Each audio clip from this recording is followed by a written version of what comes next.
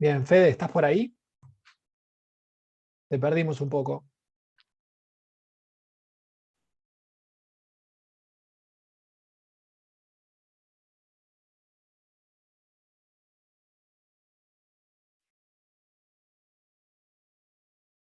Bien, bueno, creo que Federico tiene algún problema de conexión.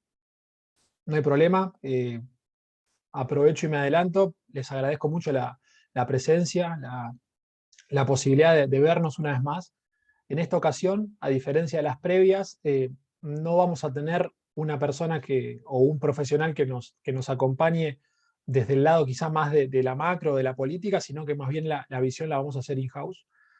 Vamos a presentar algunos disparadores internacionales de qué es lo que está pasando últimamente, tanto a nivel global como local, y después vamos a analizar cómo esos drivers impactan en las decisiones de inversión. Así que sin más dilaciones, vamos a dar inicio a la presentación. La idea en esta ocasión es presentarles nuestra visión y que después al final tengamos un espacio de preguntas y respuestas en el cual ustedes puedan vertir y canalizar sus dudas y bueno, humildemente trataré de darles una respuesta.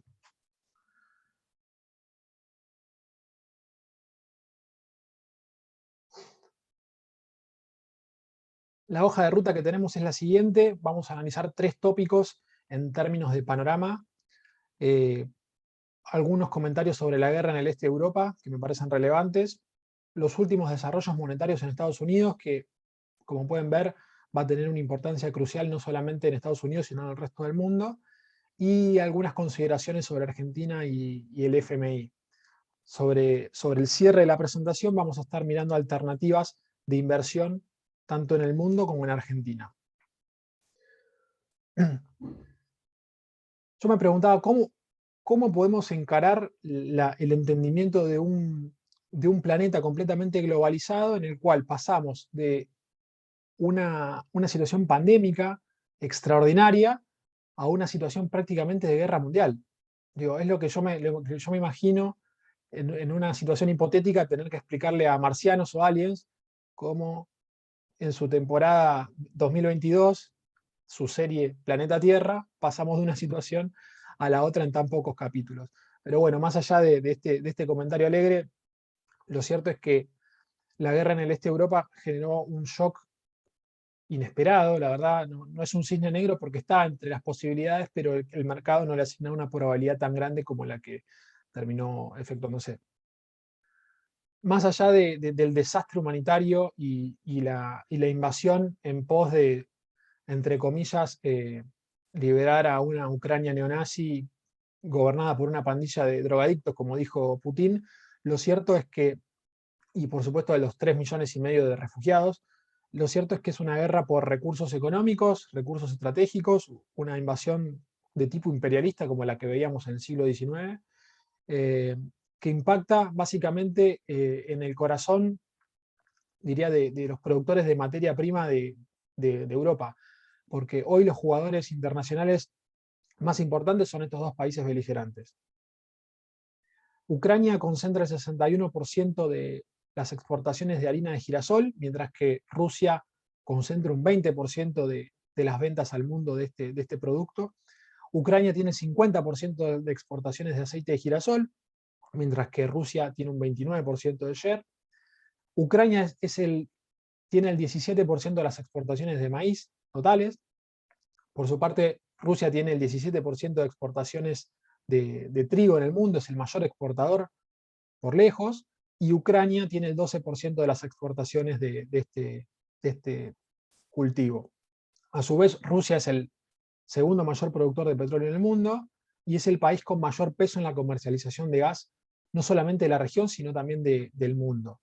Entonces, el impacto inmediato que nosotros estamos viendo en los mercados, más allá del aumento en la prima de riesgo de Ucrania y de Rusia por este conflicto lamentable, fue un aumento extraordinario en los precios de las materias primas. Los precios de los granos y oleaginosas se disparó. Observen la dinámica que tuvieron trigo y maíz, y también la soja, que había amagado a volver a los $450 la tonelada y rápidamente se posicionó por encima de los $600 una vez más. Y desde que estalló este conflicto, el trigo es el commodity que más ha subido, con un 40%, seguido de cerca por el gas y el petróleo. El gas, hay que aclarar que tuvo un pico de $70 el millón de BTU, y ahora estamos cerca nuevamente de 35, y después las uvas no menores de maíz y soja, solamente en poco más de un mes. Entonces, para ser sintéticos sobre el apartado de la guerra, que la verdad no me importan los detalles, sino más bien las consecuencias, lo que podemos esperar para el portafolio es mayor volatilidad, o sea, mayores dosis de riesgo y también de incertidumbre, es decir, eventos que no tenemos ni siquiera sobre la mesa. Y por el lado del precio de los commodities, la bajada de línea del portafolio que nosotros hacemos es la posibilidad de que haya mayor inflación en el mundo por el traslado de los precios de los commodities, que haya más dólares para los exportadores, entre los cuales está Argentina y buena parte de América Latina, y menos divisas para los importadores. Acá Argentina le pega por el lado de la importación, especialmente de gas.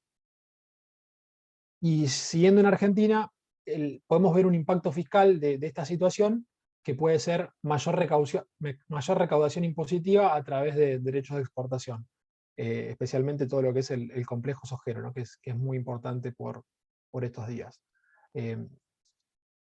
Ahora bien, no solamente en Argentina libramos una guerra contra la inflación, sino que Estados Unidos, obviamente con una elección de palabras mucho más adecuada, también está encarando una batalla contra la suba de precios.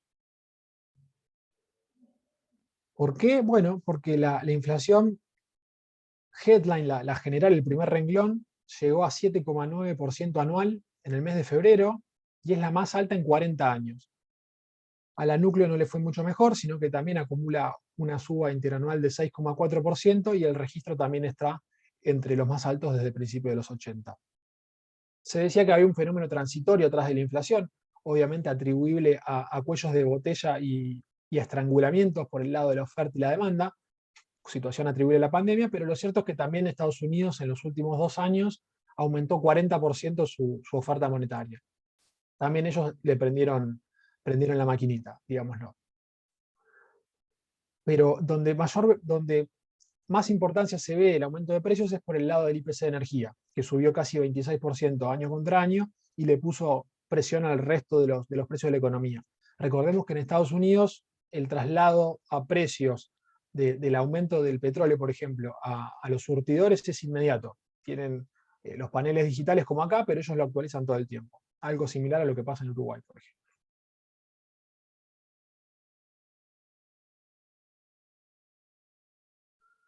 Este aumento de la inflación por encima, no solamente por encima del target que tiene la Fed, que estamos hablando de un target de 2% anual, sino que es bastante más alto el aumento, lo que hizo fue que la Fed diera vuelta a su ciclo de tasas bajas y emprendiera nuevamente una suba en las tasas de interés. Lo que encuentra, recordemos que tiene un mandato dual, la Fed, que mira tanto precios como actividad y empleo. Por el lado de este último segmento, ve fortaleza en el ritmo de crecimiento y de la actividad. Recordemos que el PBI está creciendo del 7% anualizado y la tasa de desempleo hoy es la misma que hace 3 años, o sea, ya superamos la pandemia en términos de actividad.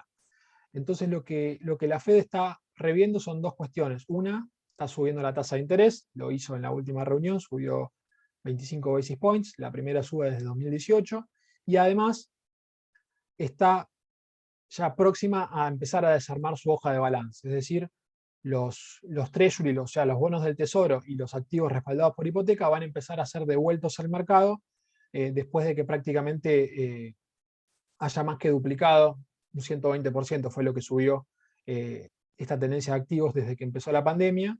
Y para recordar, la suba que tuvimos en los últimos 2 años de los activos, ese monto que aumentaron los activos es igual a los últimos 3 quantitative easing que tuvo la Fed, es decir, las compras de activos que tuvo durante la crisis subprime. ¿Sí? Para poner en magnitud no solamente lo que se ha emitido, sino también lo que la Fed está inflando quizás algunas valuaciones en renta fija. Pero 2022 ya muestra otra cara, porque la Fed espera una mayor desaceleración y más inflación. Esto lo pudimos ver en las últimas minutas de su reunión en el Comité Abierto de Política Monetaria.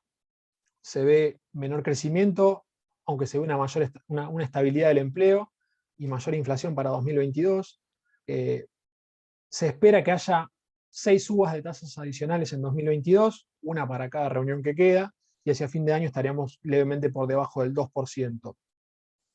Pero además el mercado, por supuesto, como siempre, se adelanta, y lo que desde hace un tiempo ya está manifestando es una venta de bonos en el tramo más corto de la curva de rendimientos, que lo que hace es que la pendiente de la curva de rendimientos se empine, o en realidad que se achique la pendiente. Antes estaba más empinada y ahora se está achicando.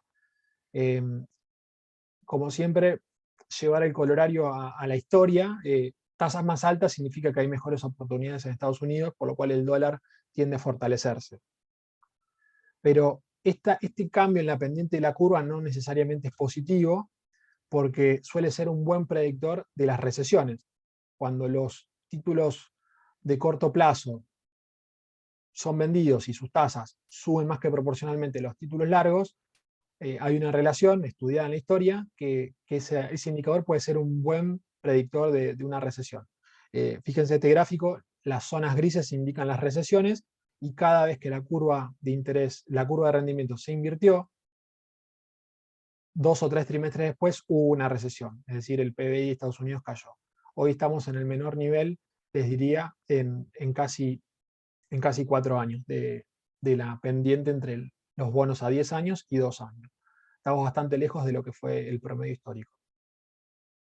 Entonces, como para llevarnos algunas ideas a la hora de pensar un portafolio, empezamos un nuevo ciclo de suba de tasas, que por supuesto con la pandemia había quedado congelado. Esto hace que los activos de riesgo en general sean menos atractivos, que se presenten ciertas oportunidades, un flight to quality desde activos un poco más volátiles y riesgosos, como puede ser activos emergentes, monedas emergentes, bonos high yield, etcétera, hacia activos más seguros.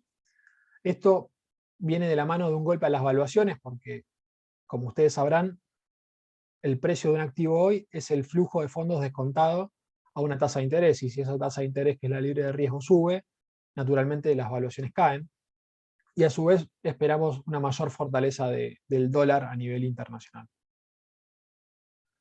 A su vez, la persistencia de la inflación nos está diciendo que este es un fenómeno que no necesariamente es tan transitorio como se creía, y esto representa un riesgo doble. Por un lado, que la inflación persista y se sigan distorsionando muchos fenómenos macroeconómicos, y a su vez que la Reserva Federal de Estados Unidos tenga que sobrereaccionar las tasas para sobrecompensar quizás el hecho de que la está, como se dice, la está corriendo desde atrás. Y si sobrereacciona tasas, se puede llegar a dar un fenómeno de desaceleración mayor por el lado de la actividad económica, algo que hoy está indicando la curva de rendimiento, es la pendiente, por lo cual el riesgo de esta inflación en Estados Unidos es una carta que está en la mesa, que está en el mazo, y eso puede generar un efecto dominó tanto puertas adentro como puertas afuera de Estados Unidos. ¿Sí? Eh, Esto por el lado internacional, creo que son las cuestiones más relevantes por el momento. Ahora vengamos para casa, para Argentina, y veamos cómo está la relación de Argentina con el fondo, que quizás fue el desarrollo más importante que tuvimos en las últimas semanas, después de, bueno, muchas dilaciones y mucho guitarreo, ¿no? Es una historia de larga data. Nuestro primer programa con el fondo data del año 58, para que ustedes tengan una idea. Tuvimos ya 21 programas con el fondo. La mayoría de estos acuerdos naufragó antes de que terminara su fecha de caducidad, y el que estamos emprendiendo ahora es el número 22. O sea, seguramente el fondo estuvo antes de que muchos de nosotros nazcamos, y va a seguir estando esa relación con Argentina después de que dejemos este mundo. Algunas cuestiones que proyecta el nuevo acuerdo, que ustedes lo habrán visto en muchos lugares: una meta de crecimiento de 3,5 a 4,5, a nuestro criterio un poco optimistas.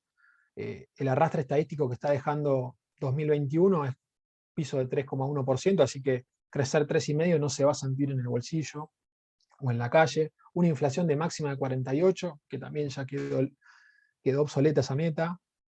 Un resultado fiscal primario de 2,5 puntos y una trayectoria de desaceleración muy gradual, que en 2025 en teoría tendría que terminar en equilibrio.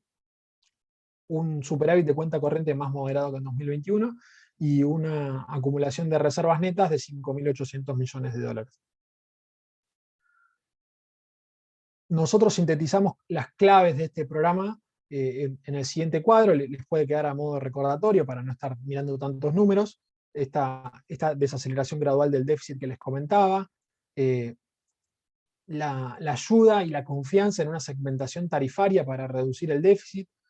Buscan reducir este año 0,6% del PBI a través de esta vía, y recordemos que como, miren el gráfico anterior, como el resultado fiscal del año pasado había sido 3% negativo, pero medio punto lo aportó el aporte solidario, la diferencia a compensar en realidad es de 1 punto, es 3,5 contra 2,5. Bueno, 0,6% lo buscarían hacer a través de la reducción de los subsidios económicos, básicamente, que hoy por hoy se están duplicando año contra año y suman en los últimos 12 meses 11.000 millones de dólares. Por el lado de la política monetaria, la novedad es que el financiamiento monetario se recorta al 1% del PBI. Venimos de 2 años en los cuales tomados en conjunto se transfirieron 11 puntos del PBI, así que eso es poner un freno de mano brutal a la emisión por ese lado, pero no hay metas de expansión de la base monetaria, por lo cual puede seguir existiendo algún tipo de financiamiento sobre la mesa, en realidad por debajo de la mesa, bajo la alfombra, a través de desarme de LELIQ y colocaciones más que nada a través de bancos y fondos, más que nada por el lado del refinanciamiento del refinanciamiento de los vencimientos en pesos del gobierno. Y lo que sí se promete es una tasa de interés real positiva, es decir, que la remuneración de los pesos le gana a la inflación. Acá me permito también ser poco optimista. Ayer el Banco Central subió la tasa entre 200 y 250 puntos básicos, y así todo está muy por debajo de la inflación que se viene para los próximos meses.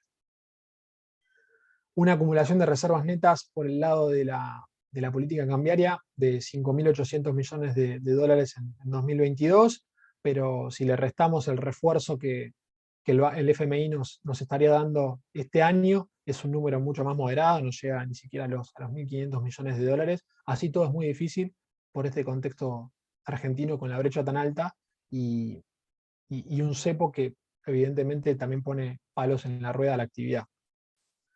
Y se espera un tipo de cambio real en niveles de 2021. Acá no se dice si esta relación entre la inflación y el tipo de cambio tiene que estar al valor de cierre del año o a nivel promedio.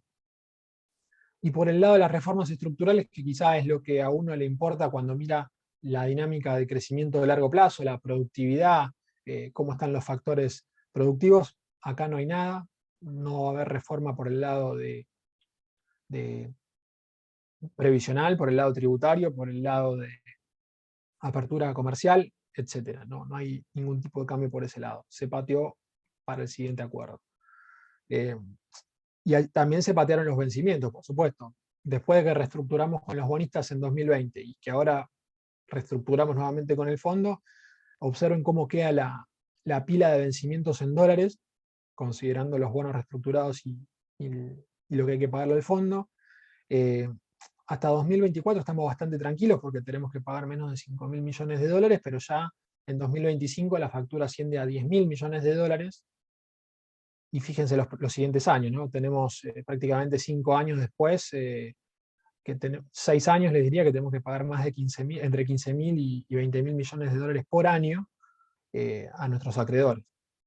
Y si bien este gobierno puede zafar, una vez que el board del fondo apruebe esto, básicamente estamos condenando a las siguientes 3 administraciones de gobierno a tener que pagar un dineral. No pagar porque se puede refinanciar, pero sí a sentarse en serio y a hacer un buen acuerdo.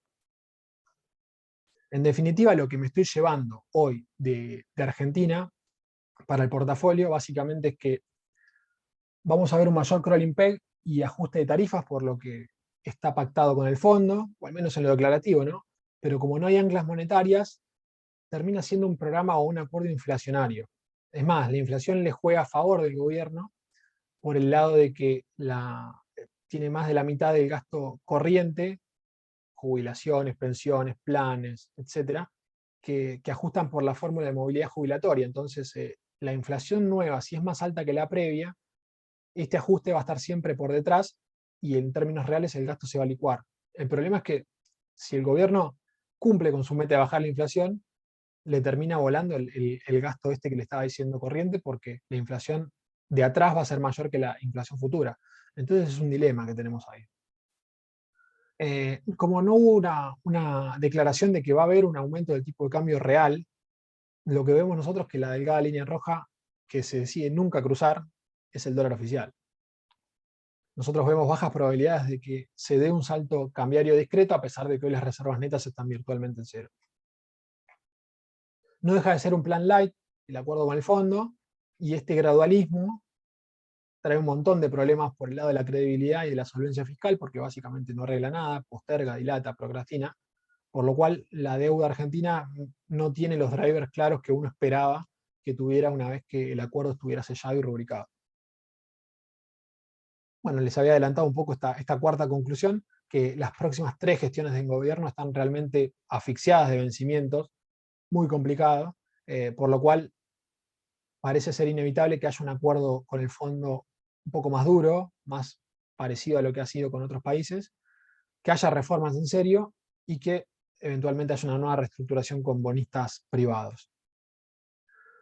Y la última conclusión, quizá más política, ni siquiera el propio oficialismo acompañó a Alberto Fernández en la oposición. Estamos viendo una cisma, una diáspora fenomenal en el oficialismo, nadie quiere ser parte del gobierno, y lo único que los une es quizá la idea, la convicción de evitar un naufragio antes de 2023. Pero hoy este frente de todos está más roto que nunca. Y eso nunca es bueno para una economía tan débil y vulnerable como la nuestra. Bueno, en este recorrido que estamos haciendo rápidamente, pasamos a la sección de estrategias e inversiones. Les cuento que es una idea aproximada la que les quiero dar, quiero que se lleven alguna idea o un panorama. Después, si necesitamos profundizar sobre las inversiones puntuales, podemos organizar una charla un poco más íntima, más cerrada, pueden hablar con su financial advisor y le acercamos las propuestas que ustedes necesiten. El primer punto que me interesa es, no necesariamente el S&P con suba de tasas reacciona mal.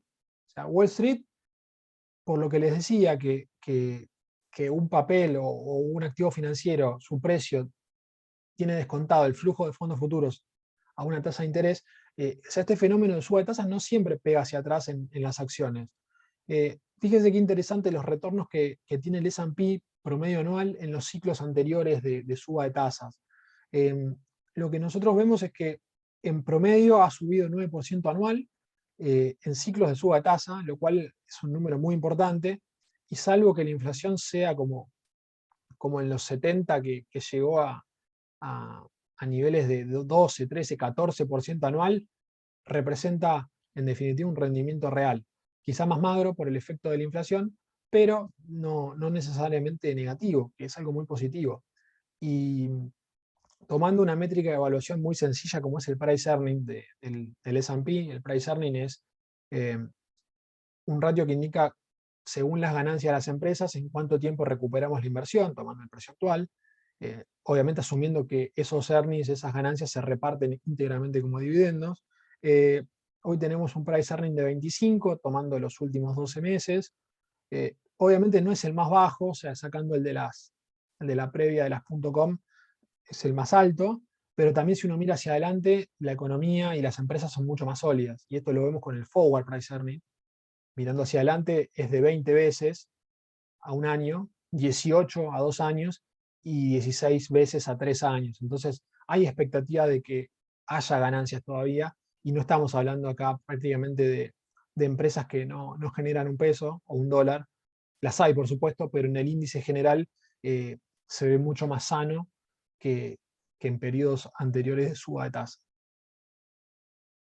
Ahora, pensando en un escenario de suba de tasa y que además tengamos una suba de la inflación, porque la inflación hay que combatirla y no necesariamente es un proceso lineal. Bueno, ¿cuáles son los sectores que mejor han performado en los últimos periodos, les diría? Bueno, hay un análisis muy interesante de Schwartz que nosotros replicamos, que lo que hace es tomar desde el año 73 los sectores y hace la regresión que está en la izquierda. Entonces el eje izquierdo nos muestra cuál es el retorno real que han generado por año contra la inflación, es decir, lo que está en la zona sombreada es lo que le ha ganado efectivamente a la inflación, y después el eje horizontal de las X lo que nos muestra es la probabilidad de superar a la inflación. O sea, cuanto más probable sea ganar a la inflación, más a la derecha vamos a estar y mejor va a ser nuestra performance. Entonces no solamente hay que ver si le ganamos, sino la probabilidad de ganar a los precios. Entonces, lo más interesante aparece en este cuadrante. O sea, son sectores que tienen la probabilidad de ganar un 50% o más a la inflación y además tienen un retorno positivo. Básicamente, hoy serían los sectores más atractivos considerando quizás el momento o el ciclo que se viene. Fíjense que uno puede pensar en mineras, en oro por lo general, pero tiene una probabilidad menor de ganarle sostenidamente a la inflación que quizá otros sectores que quizás no están tan sobre la mira del inversor como puede ser el real estate, ¿no? O mismo la energía.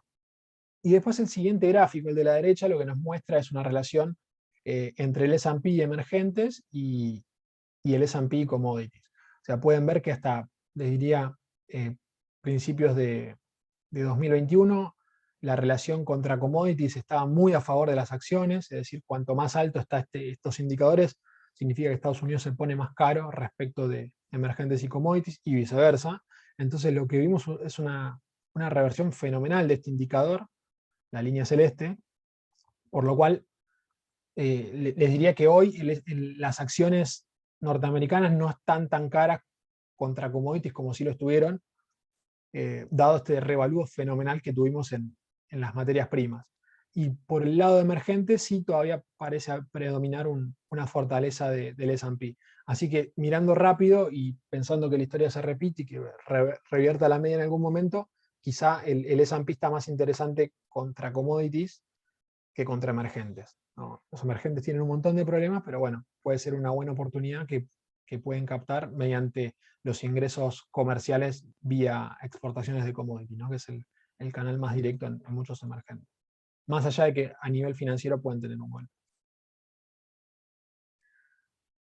Bien, otra conclusión para la cartera que me parece interesante que se lleven es que cuando tenemos inflación y hay suba de tasas, a las empresas de crecimiento se les complica un poco más. Es decir, las empresas de crecimiento son esos papeles o esas compañías que tienen los ingresos muy diferidos en el tiempo, que tienen mucho potencial, tienen mucho crecimiento, pero ganan poco. Eh, las tecnológicas, básicamente, las startups, los unicornios, etc. Ese es el prototipo de empresas de crecimiento.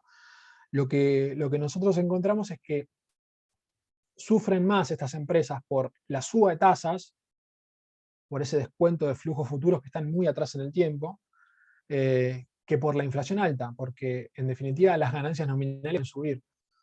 Entonces el gráfico de la izquierda lo que muestra es esta relación, ¿no? Que cuanto más alta está la inflación anual en Estados Unidos, que es el eje de las X, más bajo tiende a ser el ratio price earning. Y hoy, bueno, Estados Unidos está en una situación que escapa a la regresión histórica, con un price earning de 23 y una inflación de casi 8% anual. Y si no tenemos crecimiento, ¿qué se puede ver? Bueno, básicamente lo que vemos es que las empresas value, como se conoce, les está yendo mejor que a las empresas de growth desde el principio de 2021. Value básicamente es lo contrario a growth, son empresas que tienen múltiplos más bajos, que suelen estar por debajo de su valor, o sea que el precio está debajo de su valor en el término de análisis fundamental, y que tienen los ingresos y el flujo de fondos mucho más estable y conocido. O sea, son empresas reconocidas, blue chip de primera línea que ustedes conocen. Value, por ejemplo, el caso típico es Coca-Cola, por ejemplo. A Coca-Cola le ha ido mejor que a muchas empresas tecnológicas. Eso quiere decir el gráfico de la derecha. Bueno, estas consideraciones son importantes porque en este escenario nuevo que el mundo no ve hace 40 años, la verdad que hay algunos manuales de finanzas que se están quemando las ideas, porque básicamente venían haciendo a la plancha en términos de administración de cartera, confiaban en lo que es el portafolio 60-40, como se conoce, que son 60% acciones y 40% bonos y cash, pero con este riesgo no solamente de inflación, sino de estancamiento, esta inflación, estos portfolios evidentemente no tienen el brillo que supieron tener y hoy ofrecen retornos reales, que es lo que importa, más bajos y también mayores riesgos. Porque no se olviden que hay un trade-off en o un dilema, ¿no? Entre este 60-40, que las acciones nos dan un derecho sobre el crecimiento nominal de la economía y también tienen mayores chances de generar retornos positivos en el largo plazo. O sea, es muy difícil que invirtiendo en acciones en Estados Unidos a largo plazo uno salga perdiendo. Pero bueno, hay que esperar a largo plazo, por supuesto. Mientras tanto, tenemos a los bonos y el efectivo, las posiciones líquidas, que reducen el riesgo de pérdidas de capital en el corto plazo, pero a largo plazo se quedan en el camino, no generan condiciones para darnos retornos reales atractivos. Entonces lo que se está hablando ahora, una nueva normalidad, es mejorar la diversificación, reduciendo el riesgo de duration, o sea, posicionándonos en activos muy largos, no solamente bonos, sino acciones con flujos diferidos, y aumentar la exposición a activos reales y cash flows, básicamente a cuestiones que tengan los flujos bien cortitos. Entonces se está barajando ahora lo que nosotros entendemos un nuevo set de herramientas que incluyen abrir la cabeza a instrumentos que tengan riesgo y liquidez, es decir, alternativas que no permitan entrar y salir, pero que esa iliquidez provisoria nos permita generar un diferencial, estar diversificados no solamente entre activos, sino entre regiones también, utilizar las opciones que nos da el apalancamiento, esto básicamente en el exterior, por supuesto, aprovechando las tasas que todavía son bajas y buscando activos con potencial. Obviamente esto es una verdad de perogrullo, pero darle importancia al timing, que es algo sensible y crítico a la hora de manejar inversiones. Manejar dinámicamente el riesgo, es decir, considerar cuestiones macro y de todas las semanas para estar moviéndonos en decisiones óptimas de inversión.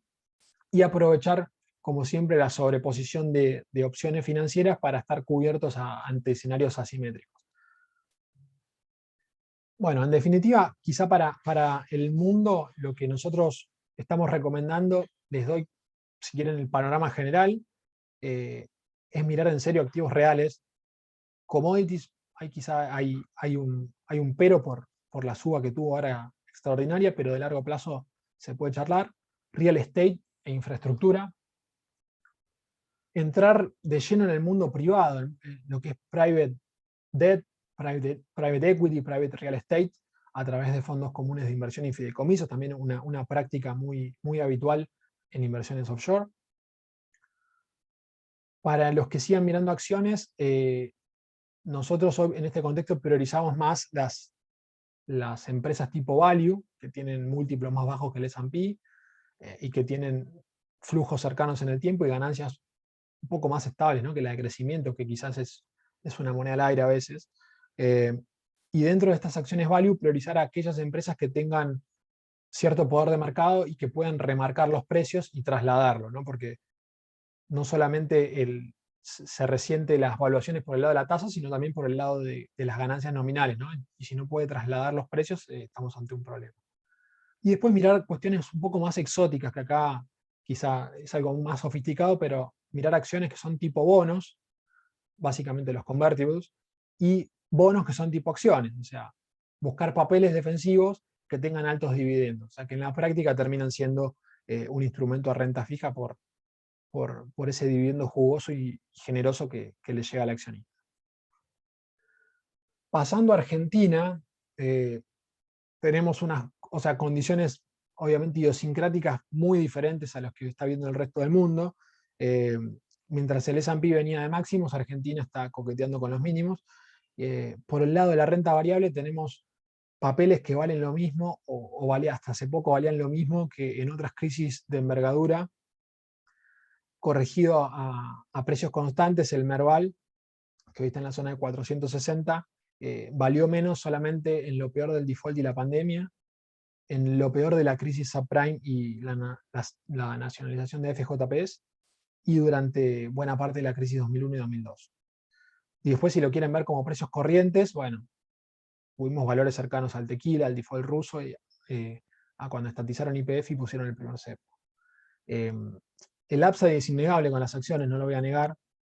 Estamos casi a la mitad de lo que es la media histórica a precios constantes, y además vemos una mejor posición técnica en acciones que en bonos, es decir, el mercado no está saturado de acciones, mientras que sí vemos que está un poco pesado por el lado de los bonos. Y la verdad estamos ya terminando el primer trimestre de 2022, pasa mitad de año y ya estamos hablando de las elecciones de 2023, así que quizá la apuesta a un cambio de gobierno puede ser un driver que le puede dar vitaminas a un nuevo rally de acción. Quizá para hacer una apuesta direccional directamente, la mejor alternativa hoy por hoy es hacerlo a través de un fondo común de acciones, para replicar de lleno al Merval, o si no, quizá acá, siendo un poco más clínico, priorizar alternativas sectoriales que la verdad en este contexto de suba de precio de commodities internacional, y levantamiento de lo que es las tarifas, quizás hoy las mejores perspectivas se ven en el sector de petróleo y gas y utilities, ¿no? Quizás los bancos hoy están un poco rezagados porque tienen un riesgo mayor de exposición al sector público por estas operaciones que estamos viendo de financiamiento monetario, básicamente. Pero sí, en un contexto de suba, los bancos también pueden llegar a traccionar. Bonos en dólares, bueno, están esperando lo peor. La verdad no. Me cuesta ser optimista de corto plazo. Fíjense lo que es la probabilidad de default, que esto surge de un análisis con los CDS, que es el costo de cobertura que pagan los inversores. Hacia 2023, una probabilidad de default acumulada de 38%, que prácticamente se duplica hacia 2024, y después rápidamente nos acomodamos a la zona del 90% y más, por lo cual el mercado está esperando lo peor. Una nueva reestructuración, les diría ya 2024, con el nuevo gobierno, sea de este color político o de otro. Esto hace que los globales tengan paridades de 30% y tengan TIRs de hasta 25%. Y fíjense lo caros que están, en realidad los altas que están la TIR, o lo barato que están los bonos, que nosotros hacemos una simulación y nos preguntamos, ¿no? ¿Qué pasaría si los bonos globales, en vez de defaulteados, nos pagaran dólar link? O sea, nos pagaran, en vez del G30, en vez de pagarme $100, me pagara 110 pesos, digamos, ¿no? O 110 pesos por 100, ¿no? El monto en pesos. Bueno, estamos en una curva simulada, un poco más larga por duration, eso, ¿no? Es algo técnico, pero que está en la zona de rendimientos del 12-11%. 12-11% dólar link rinde la deuda en dólares de hoy. Y si uno compara este valor contra lo que rinde, por ejemplo, la curva SER hoy por hoy, tramo largo, ¿no? Estamos viendo, pongámoslo, duration de 5 más, ¿no? Estamos hablando del disco peso, por ejemplo, que rinde poco menos de 6. Vemos que la curva hard dollar pasada a dólar link rinde el doble que lo que están rindiendo los bonos SER más largos. Bonos SER que hoy por hoy son lo que más le sirve al gobierno para financiarse, y también es la deuda que más está creciendo dentro del espectro de financiamiento. Una deuda que, como el mercado está cautivo, lo único que busca es cobertura, y las paridades están arriba del 100% y más también. Entonces, bueno, quizá este hecho de que la curva SER haya sido tan demandada puso los bonos SER muy caros. Fíjense que hay que moverse 2 años en duration para encontrar un bono que nos rinda positivo y que le gane a la inflación, como el TX24. Bueno, entonces quizá en el corto plazo esto puede ser redituable y estamos todos pedaleando, pero a largo plazo, con una reestructuración a la vista, a la vuelta de la esquina, en unos años, o sea, ¿quién nos asegura que la deuda SER no va a ser reestructurada de la misma forma que estamos viendo por el lado de los globales, ¿no? Es una pregunta que todavía no encuentro respuesta. En el gráfico de la izquierda tenemos el retorno en 2021 y los bonos SER fueron la estrella, fíjense, con retornos promedio de más del 70% en pesos, le ganó la inflación por 13 puntos y sacó un 20% en dólares, y en lo que va del año, los bonos SER siguen con esa trayectoria, están lanzados directamente por una inflación que también está lanzada, y acumulan retornos en dólares de casi 19%. Acá tenemos carry trade, tenemos todo lo que ustedes me digan, pero me cuesta ver, yo no soy trader, ¿no? Pero no hace falta ser alguien especializado en el timing o en las entradas y salidas para darse cuenta que esto quizá no tiene demasiado recorrido, eh, o algo sostenido en el tiempo. Básicamente, lo que les contaba era más macro, ahora quizá pensando un poco más el tema del timing y el rendimiento en dólares, lo que vimos es que la apreciación cambiaria que tuvimos fue muy grande. El contado con liqui retrocedió 14% desde los máximos de enero, que lo habíamos visto en la zona de 230, ahora está en 199 pesos, como en noviembre del año pasado, y la brecha había recortado más de 40 puntos, pero ahora está en 81%. Estamos en los valores de julio del año pasado, para que se den una idea. Estamos 9 meses atrás, por el lado de la brecha. Fíjense que la brecha perforó el promedio que tenía de este cepo y después volvió ahora rápidamente a la zona de 80. Dicho sea de paso, 80% es una zona que en el cepo de Cristina Kirchner anterior, de 2011 a 2015, hizo volar todo. O sea, 80 fue el máximo del cepo anterior y hoy 80 es una normalidad para nosotros. Eso habla un poco de la resiliencia de la economía argentina y también lo distorsionada que está. Y también está distorsionada la situación por la inflación, porque ustedes se acordarán que el primer pico que tuvimos de contado con líquido o de dólar en la calle había sido de 180 o 190 en el caso de Blue, 195, pero si hoy lo traemos a precios actuales y le calzamos la inflación acumulada 81%, ese dólar de 182 a precios de hoy es de 328. Y la verdad no sé si Argentina mejoró tanto en el medio como para haber apreciado tanto el tipo de cambio medido de esta forma, ¿no? Que tiene sus problemas. Pero bueno, piensen hoy que 328 fue el pico que habíamos visto a fines de 2020. Por lo cual, bueno, me parece que es un momento como para empezar a mirar las posiciones dolarizadas. Y por el lado del canje, está virtualmente regalado. El canje, para los que no saben, es la operación por la cual uno cambia los argentdólares o los dólar MEP y lo transforma a cable o divisa. Y la verdad que es un valor que no se veía en 6 meses. Y está en cero. Puede haber un cambio intradiario, pero esto se hace con valores de cierre y está en cero.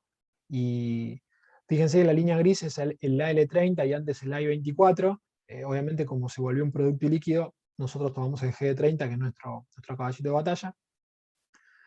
¿Y cómo podemos entender esta apreciación del cable o este abaratamiento? Bueno, hubo maniobras de carry trade en las últimas semanas que abarataron el contado con liqui mucho más que el MEP. Entonces, eso explica la relación o el contexto actual. Fíjense que el promedio del canje suele estar en torno al 4%, por lo cual que esté a cero significa que es un buen momento para convertir posiciones líquidas que tengamos en MEP a cable o directamente para comprar cable con pesos, ¿no? Así que bueno, las consecuencias entonces para una cartera de inversiones en este contexto y dadas estas circunstancias es que en el mundo nosotros prácticamente ya nos olvidamos de la renta fija, es muy difícil encontrar bonos competitivos y que sean cortos en términos de duration y que puedan en realidad dar un rendimiento real positivo, ¿no? Para encontrar rendimientos que le ganen a la inflación hay que extenderse mucho en el tiempo y obviamente en un contexto de suba de tasas estamos muy expuestos a que caigan las valuaciones por el efecto que tiene la tasa. No soy 100% pesimista para el S&P, sino más bien lo contrario, creo que soy moderadamente optimista. Siempre priorizando las posiciones en sectores de valor, value y papeles defensivos, y si nos dan dividendos mucho mejor. y también empezar a abrir un poco la cabeza hacia activos reales, hacia alternativas que quizás no siempre cotizan, pero que pueden dar rendimientos en un contexto en el cual el mundo le sigue costando todavía conseguir rentabilidad real. Y por el lado de Argentina, bueno, en un portafolio global, Argentina quizás es el 0,0001%, pero para los que estamos acá y tenemos exposición al riesgo y cierto estómago a cero también, las acciones están en niveles atractivos, a pesar de la revalorización que tuvieron en el último año. Hay valor, faltan drivers sin duda, pero bueno, los momentos de acumulación son los de ahora. Por el lado de la decisión entre tasa o bono SER, bono peso y dólar, la verdad que no les voy a mentir, la indexación sigue siendo imbatible en el corto plazo. Con una inflación que está lanzada, que fue 4,7 en febrero, que apunta a 5, 5,5, 6 en marzo, la verdad que está muy complicada, va a seguir ganando. Pero bueno, sepan que están comprando bonos o fondos que tienen paridad de 100% y lo único que está traccionando ahí es el carry que viene por la actualización del SER. No hay una compra que busca una ganancia de capital. Ahora, si extendemos la mirada hacia el largo plazo, una posición estructural de Argentina, quizás los bonos en dólares están más baratos que los bonos SER. Y si miramos quizá una entrada con pesos, viendo que la brecha bajó bastante, quizá es una cuestión interesante entrar a globales directamente con pesos para buscar un efecto doble por ese lado. Y hablando de doble, creemos que el contado con liqui se abarató por dos vías, tanto contra pesos contra MEP, por este asunto puntual que les contaba sobre el canje. Así que la idea es repetir este ciclo con mayor periodicidad, traerles ideas de inversión en este contexto que cambia, la verdad, semana a semana, y que no se queden quietos, básicamente, ¿no? Porque ustedes pueden decidir lo que quieran con sus inversiones, con su manejo de liquidez también, pero como dice el proverbio chino, el mejor momento para plantar un árbol fue hace 20 años, pero el segundo mejor momento es ahora. Así que bueno, no hay que aprovecharlo. Les agradezco mi participación, exposición termina acá y damos paso a las preguntas y dudas que ustedes tengan.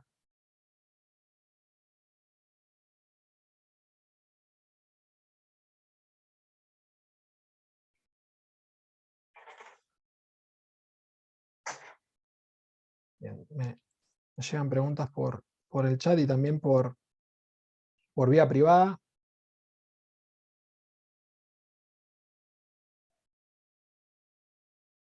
Bueno, acá hay un interesante, ¿no? Que quizás es más de timing. Me preguntan, dado que hay una probabilidad muy alta de default en el mercado, ¿conviene meterse en globales por lo barato que están, pero salir antes de 2024 cuando se dispara la probabilidad de default? Y la verdad hay que pensarlo no solamente con el timing de entrar y salir, sino también en el valor de recupero que puedan tener los bonos. Entrando hoy, por ejemplo, en un bono como el G38 o el GD41, uno se puede garantizar cobrar el 25% de la inversión de hoy, lo que puso en precio, antes de 2024.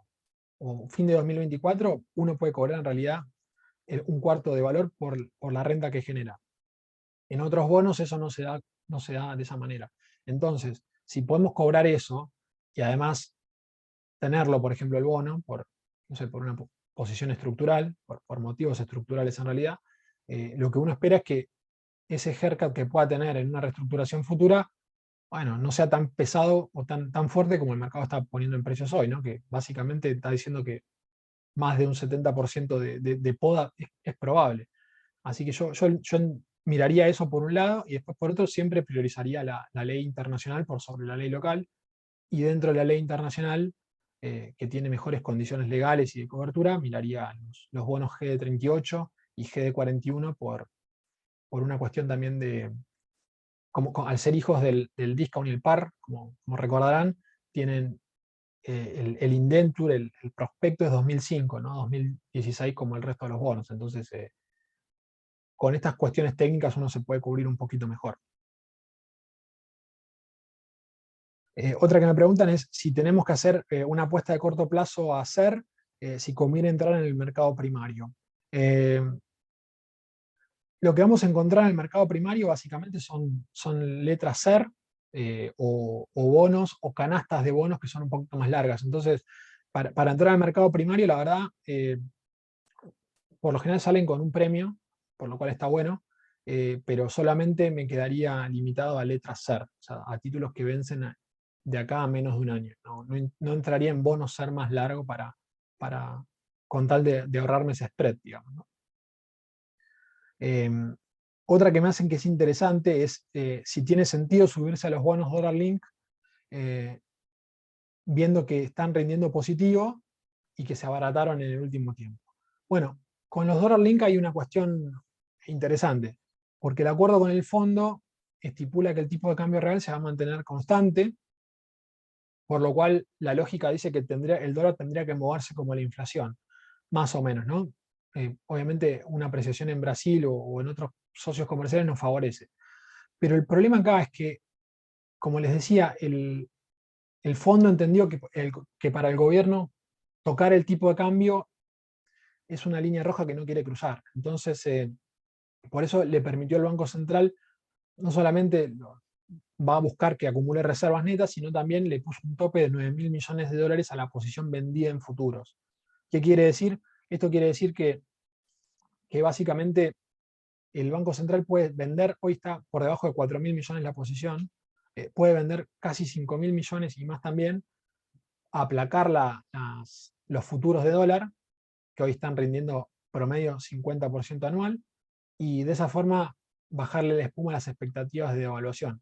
Entonces, de esa manera, la verdad que es muy difícil competir contra ese arsenal que puede llegar a vender el Banco Central, eh, y eso, por supuesto, se traslada al tipo de cambio oficial. Un tipo de cambio oficial que yo creo que no se va a mover por encima de la inflación.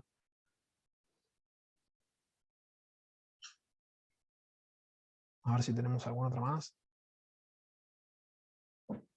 Bueno, acá hay una pregunta muy técnica, quizá excede un poco el alcance, ¿no? Yo la comentaba solamente para que ustedes lo vieran, pero la explicación técnica del achicamiento de la pendiente en la curva de Estados Unidos, se han hecho regresiones, es más, leí un paper hace poco muy interesante que decía que en realidad que es un predictor bueno, pero no excelente como sí puede ser la curva de los swaps implícitos, que se negocian OTC. Eh, Básicamente lo que ve el mercado es eso. Pero ¿por qué intuitivamente, por qué una suba de tasas cortas por encima de las largas es recesivo? Bueno, básicamente porque encarece el costo de financiamiento de corto plazo, mientras que en el largo plazo quizá uno mira factores estructurales como la inflación, el crecimiento, eso se mantiene estable, pero en el corto plazo aumentar las necesidades de financiamiento puede ponerle la soga al cuello desde empresas hasta familias que están con una hipoteca. Entonces, que el costo de corto plazo del capital aumente tanto, eh, no deja de ser la verdad, un golpe a la actividad de forma diaria. Básicamente ese es a través obviamente de todos los canales de transmisión, ¿no? que existen. Pero básicamente esa es la explicación. A ver si tenemos alguna otra más.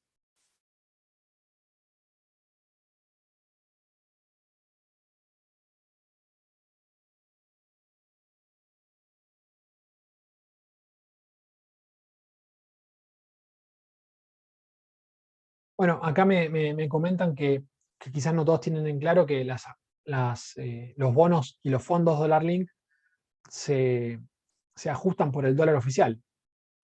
Básicamente son títulos que están denominados en dólares, pero nos pagan al tipo de cambio oficial. Entonces, lo que vimos en el último tiempo es que por la expectativa de devaluación muy alta, que se condice con procesos de brecha muy altos o con expectativas en ROFEX con implícitas de 80-90%, en esos contextos lo que se suele ver es que todo el mercado demanda títulos dólar link para cubrirse ante un salto discreto del tipo de cambio. Salto discreto le llamo a subas de más de 20% en un mes, como hemos tenido en el verano 2014 o a la salida del cepo en diciembre de 2015. Entonces esos rendimientos que llegaron a ser de -7, -8% hace no mucho, hoy ya están arriba de cero. Nos paga el mercado literalmente por comprar bonos dólar link, pero lo que tenemos que pensar es que ese título quizás es el indicado para coberturas de empresas que están expuestas o que están short dollar link. En este caso puede ser una empresa endeudada en dólares. Entonces, si estamos endeudados en dólares, quizá con algún excedente nuevo que aparezca, es una posibilidad de invertirlo en bonos dólar link. Después también tenemos la opción de hacerlo con fondos, pero los fondos, la particularidad que tienen es que cada maestrito con su librito, es la historia del portfolio manager, ¿no? La visión y los distintos instrumentos que tiene a disposición.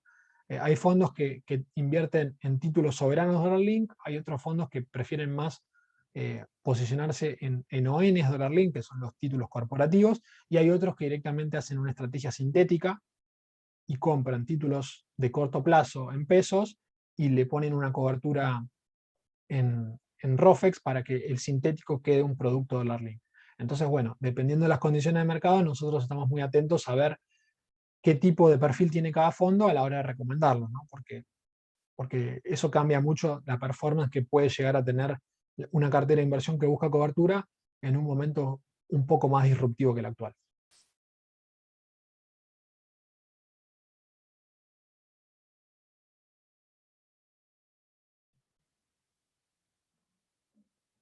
A ver si tenemos alguna otra consulta por acá. Bueno, acá preguntan una que me dice en qué rangos ven la brecha del MEP y oficial para este año o con este gobierno. Bueno, la verdad, como decimos siempre, los economistas no tenemos la bola de cristal y si la tuviéramos, el cristal sería muy finito, o sea, no confiaría en ningún pronóstico. Pero sí, la verdad, es difícil ver que, dadas estas condiciones, tengamos los dólares para bancar una salida del cepo y después también los dólares para reabsorber todos esos pesos que se van a generar. Entonces, incluso para el próximo gobierno me cuesta que se levante el cepo de un momento para otro, por lo cual la brecha en definitiva termina siendo una función o un derivado del exceso de pesos que tengamos y también de la perspectiva fiscal que exista, ¿no? Entonces, la verdad, lo que tenemos hoy yo lo veo como un piso, si le sirve la respuesta, ¿no? No la veo bajando de 80%. Hemos modelizado y hecho escenarios y con el dólar a 200 de fin del año pasado, alzándole la inflación y manteniendo la brecha del 100, nos daba un tipo de cambio de 300 a fin de año. Puede pasar, puede que no. La verdad, lo cierto es que esperábamos que el acuerdo con el fondo tuviera un poco más de sustancia que lo que tuvo. Entonces, si el gobierno no se aboca a reducir los desequilibrios, es muy difícil que la brecha baje. Salvo que, por supuesto, haya una mayor aceleración del dólar oficial y que la brecha ajuste desde abajo. Pero también políticamente es muy difícil, ¿no? Cuando estamos a un año y medio de las elecciones, que con este proceso inflacionario que se está cocinando, que la verdad tiene niveles similares a los de momentos con salto discreto de tipo de cambio, sin que se haya movido el dólar, eh, me parece difícil que la brecha ajuste demasiado desde abajo, ¿no?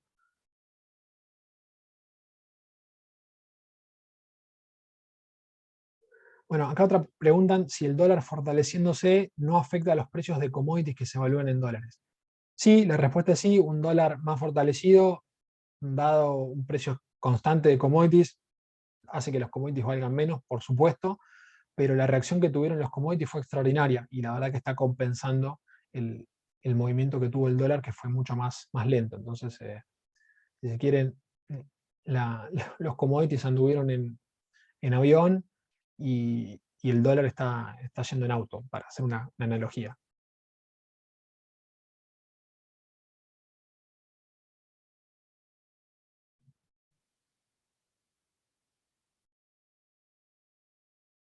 Bueno, bien. Si no hay más preguntas, lo podemos dejar por acá.